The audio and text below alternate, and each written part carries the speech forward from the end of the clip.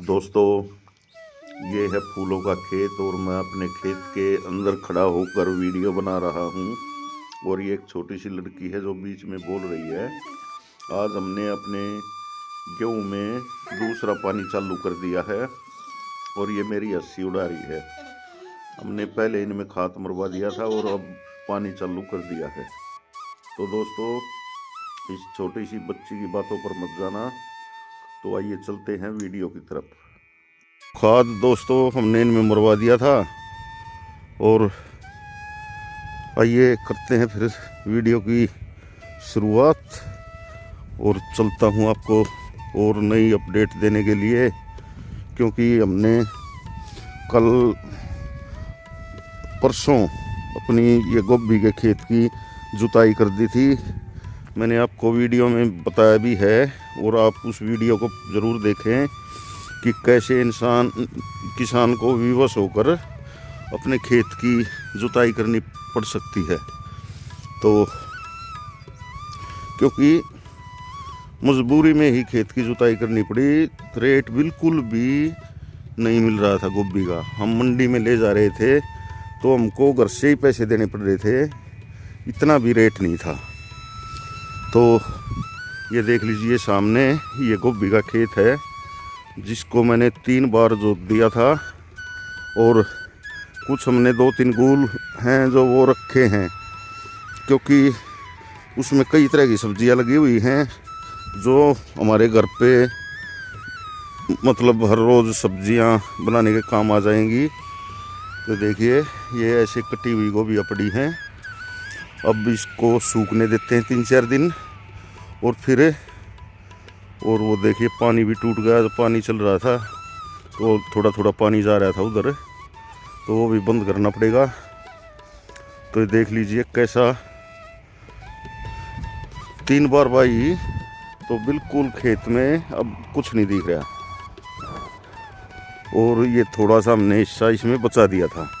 इसमें पालक भी है, गोभी भी हैं और गाजर भी है और मटर हैं और कुछ जो मूली के पेड़ हैं जिनमें कितने सुंदर सुंदर फूल आए हुए हैं, उनमें सिंगरे लगने शुरू हो जाएंगे अब।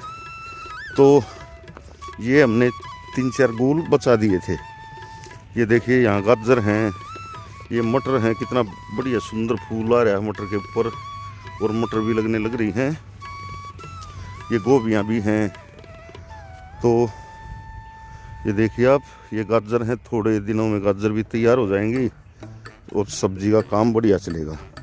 देखिए पालक है, ये मटर है यहाँ पे, और ये देखिए मूली होती हैं जो उनके पेड़ों पे जो सिंगरे लगते हैं जिनमें बीज बनता है, तो वो भी लगने शुरू हो गए हैं। और 5-4 दिन में ये सब्जी के लायक हो जाएंगे। और उधर मूलियाँ हैं और यहाँ पर ये देखिए मटर हैं, ये मूलियाँ आगे, पालक है और साथ में गोभी है। तो दोस्तों इस तरह से घर की सब्जी का काम चलता रहेगा। और ये हैं इधर हमारे प्यारे प्यारे फूलों का खेत, जिनमें से हमने 1-2 बार तोड़ भी चुके हैं। तो अब फिर से नए नए फूल आने शुरू हो गए हैं। तो देख लीजिए दोस्तों, ऐसा कुछ नज़ारा है हमारे खेतों का। और निराई गुड़ाई करने के बाद तो इनमें अलग ही तरह का एक रौनक सी आ गई है पेड़ों में, क्योंकि पूरी ताकत मिल रही है इनको। और फूल भी अब बहुत मात्रा में लगने शुरू हो गए हैं। तकरीबन सभी पेड़ अब फूल देने लग गए हैं ये। और ये देखिए एक अलग तरह का पेड़ है, इस पे पीला फूल आया हुआ, बिल्कुल शानदार फूल है। देखिए आप, बिल्कुल कितना शानदार कलर है इसका, देखिए।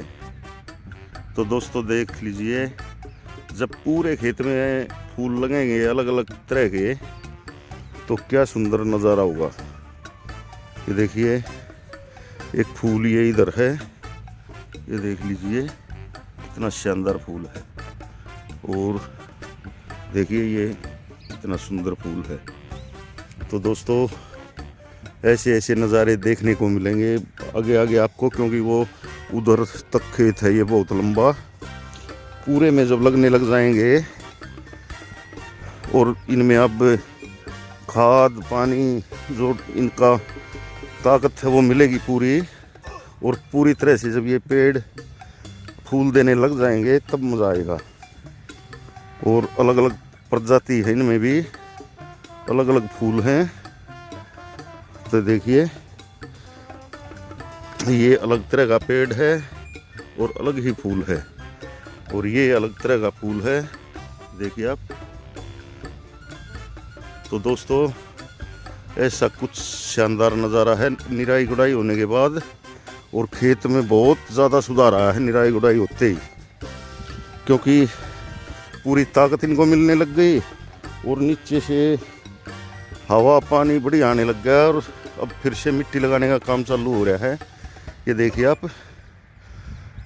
जो पेड़ थोड़े से कम मिट्टी लगी थी जिन पे, उन पे दोबारा से मिट्टी लगा रहे हैं।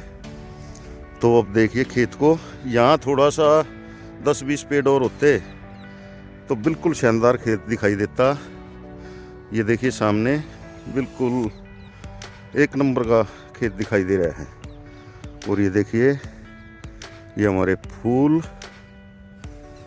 और दोस्तों एक बार कमेंट करके बताना कि इनमें अब और क्या कार्रवाई करें, क्या कुछ ऐसा डालें जिनसे ये पेड़ भी जल्दी से जल्दी फूल देना शुरू कर दे, ताकि हमारी पैदावार अच्छी हो जाए। लगने तो लगे हैं इनमें कहीं कहीं पे, लेकिन सभी पे फूल नहीं आया है। तो अब कुछ कुछ दिखाई देने लग गए हैं कहीं कहीं।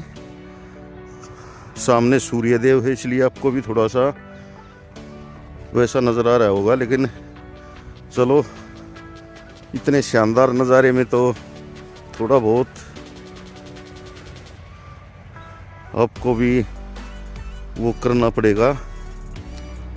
ये देखिए ये पेड़ है, इस पे पूरे पे डोडी आई हुई हैं फूल निकलने के लिए। और ये देखिए इधर कितना शानदार फूल है, ये लो, ये देखिए दोस्तों। तो अब जब इसमें पूरे में फूल दिखाई देने लग जाएंगे यहाँ से और उधर तक, तो कैसा माहौल रहेगा। देखिए वहाँ पे दूर से ही खिले खिले दिखाई दे रहे हैं, बिल्कुल शानदार। यहाँ से पूरे खेत के जो फूल हैं वो सूर्य की तरफ घूमे हुए हैं। ये जैसे जैसे सूर्यदेव निकलता है इधर से, ये यहाँ से इन पेड़ों के ऊपर से, और ऐसे घूमता हुआ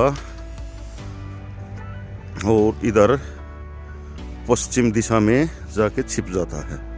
अब लगा लो आप 3:45 के करीब टाइम हो चुका है, और देख लीजिए कहाँ जा लिए। और इन ये पेड़ हैं, यहाँ पे जाके छिप जाएगा सूर्यदेव।